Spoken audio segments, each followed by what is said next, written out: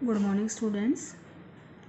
Today we will continue chapter 1 of economics for class 9th, and chapter name is the story of village Palampur. In this video we will discuss how is land distributed between the farmers of Palampur. हम इस video में ये देखने वाले हैं कि land जो है वो पालमपुर के फार्मर्स के बीच में किस तरह से डिस्ट्रीब्यूट किया गया था। सबसे पहले लैंड डिस्ट्रीब्यूशन को देखने से पहले हम लोग एक पॉइंट पर डिस्कस कर लेते हैं। When we want excessive production we create excessive pressure. ये बात किसके लिए की गई है? लैंड के लिए की गई है। जब लैंड पर हम लोगों को बहुत ज़्यादा प्रोडक्शन की ज़रूरत होती है, यानी कि हम लोग चाहते हैं कि लैंड से हमें बहुत ही ज़्यादा उपज या उत्पादन प्राप्त हो, तो हम क्या करना शुरू कर देते हैं? उसके ऊपर प्रेशराइज यानी कि उसके ऊपर दबाव डालना शुरू कर देते हैं। ये दबाव कैसे? मैंने आपको पहले ही बताया था कि जब हम लैंड पर जो इरिगेशन ज़्यादा करना शुरू कर दें, उसको पेस्टिसाइड जो है यूज़ करना उसमें ज़्यादा शुरू कर दें, केमिकल फर्टिलाइज़र को हम लोग ज़्यादा यूज़ करना शुरू कर देते हैं, तो वही असेसिव प्रेशर उस पर कहलाता है। अब बात करते हैं लैंड डिस्ट्रीब्यूशन की।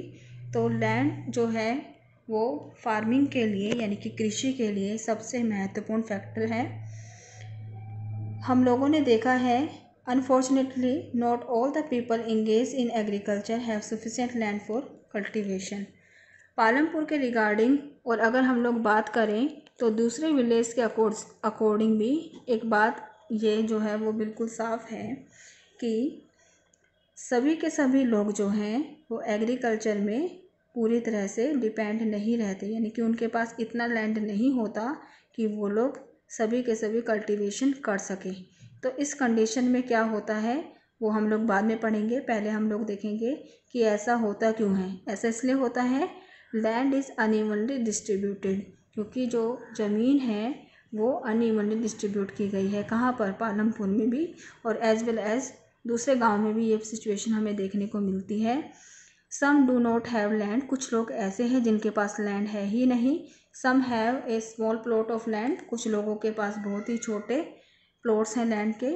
सम section have huge part of land, और कोई कोई वर्ग तो ऐसा है जिसके पास बहुत बड़े बड़े पार्ट हैं लैंड के। यहाँ पे एक छोटी सी पिक्चर ड्रॉ की गई है, ज़्यादा ध्यान से देखिएगा।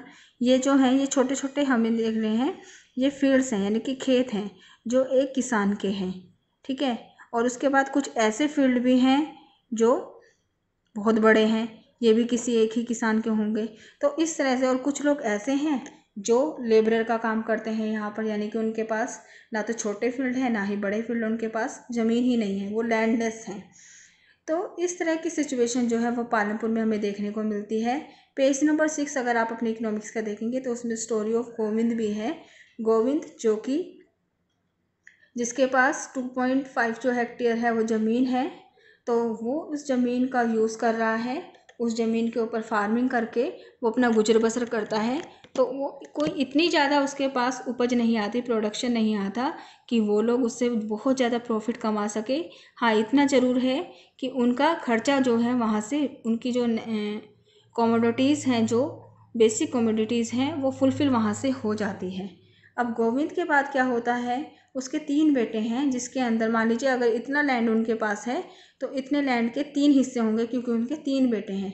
क्योंकि आप सभी को पता है कि हमारे कानून में भी एक प्रोविज़न दिया गया है जिसमें संपत्ति का अधिकार होता है, पैतृक संपत्ति का अधिकार, तो वो बच्चों में मिल जाएगी, बच्चों को उसकी ज़मीन मिल जाएगी। अब उस ज़मीन के 3 हिस्से होंगे जिसमें कि प्रत्येक के पास 0.75 हेक्टेयर जो है वो ज़मीन उसे मिल जाएगी।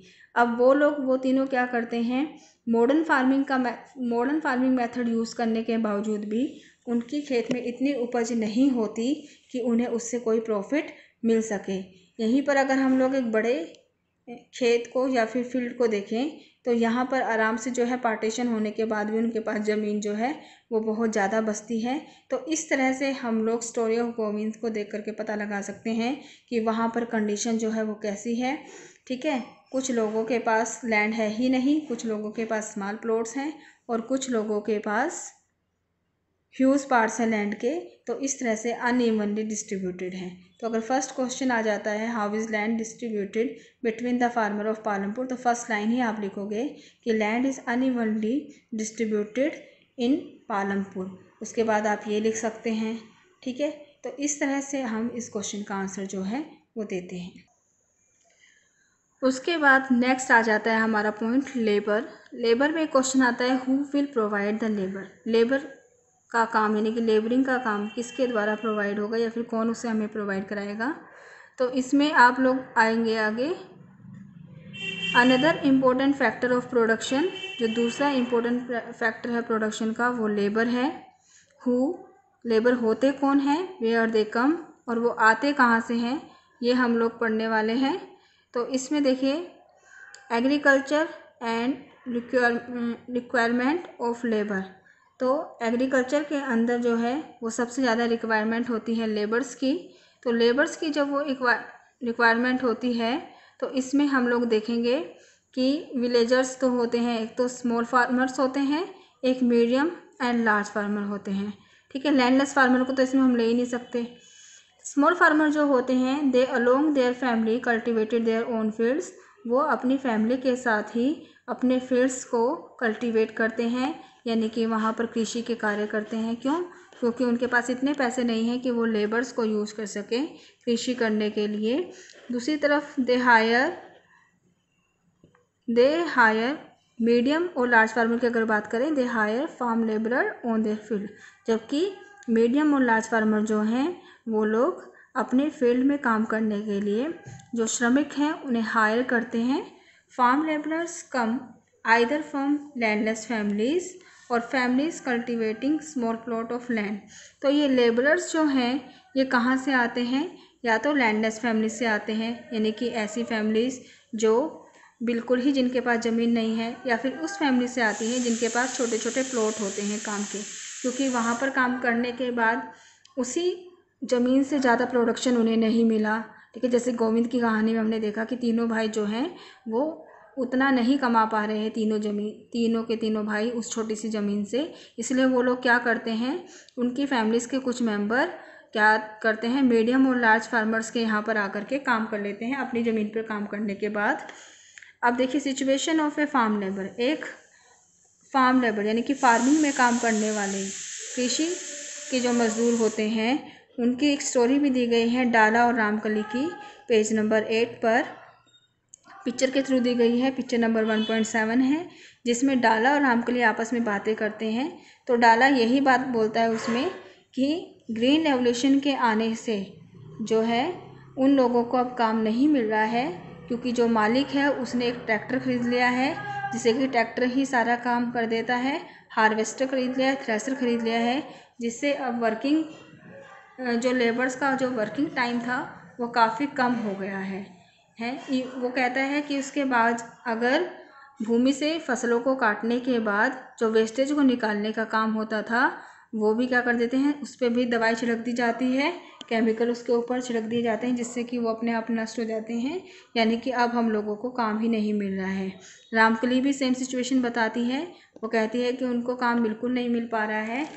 पिछले साल तो वो कहते हैं कि मुझे सिर्फ 12 में से 5 महीने का ही काम मिला था, तो 7 मंथ्स जो है वो काम था ही नहीं।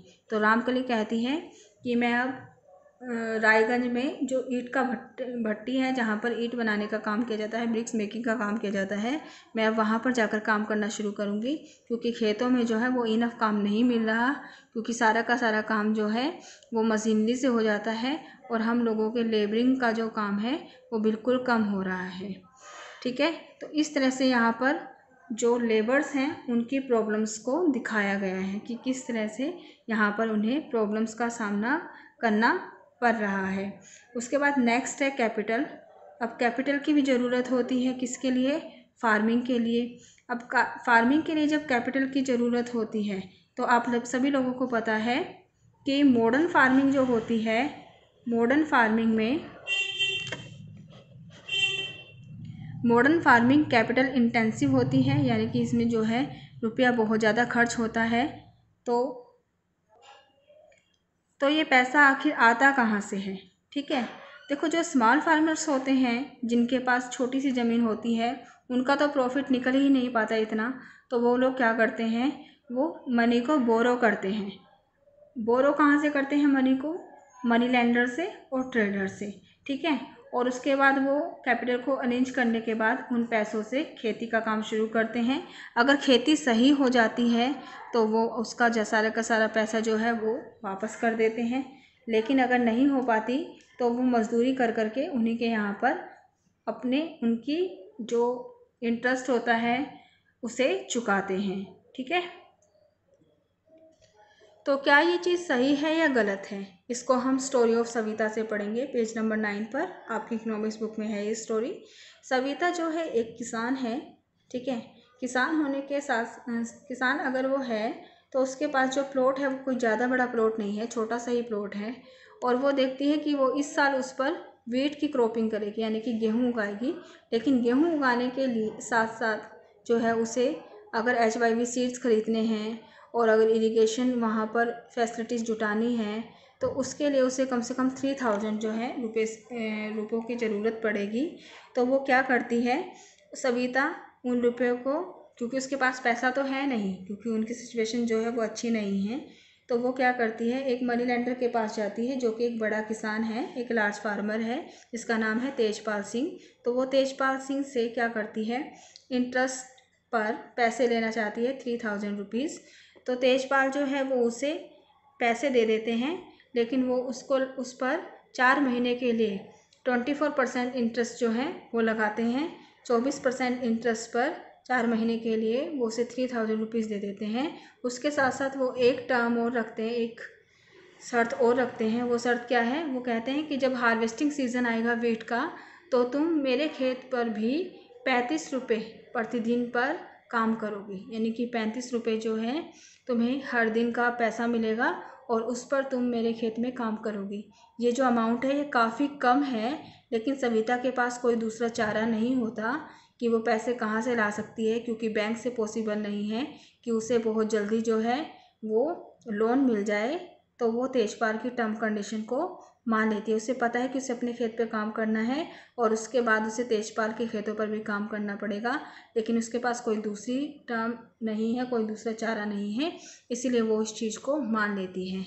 मीडियम और लार्ज फार्मर, जो मध्यम वर्गीय और बड़े बड़े किसान हैं, वो अपनी सेविंग्स को, जो फार्मिंग से उन्हें सेविंग होती है, जो प्रॉफिट होता है, उस प्रॉफिट को सेव कर लेते हैं और उस सेविंग को ही वो लोग दूसरी बार कल्टीवेशन टाइम में या दूसरी बार उन्हें जब क्रॉपिंग करनी होती है उस समय पर उस पैसे को लगाते हैं। तो इस तरह से हमने लैंड, लेबर और कैपिटल के बारे में समझा। अब नेक्स्ट हम लोग सरप्लस के बारे में अपनी नेक्स्ट वीडियो में देखेंगे। यहाँ तक के नोट इकोनॉमिक्स में आपको अपने प्रिपेयर करने हैं। थैंक्स।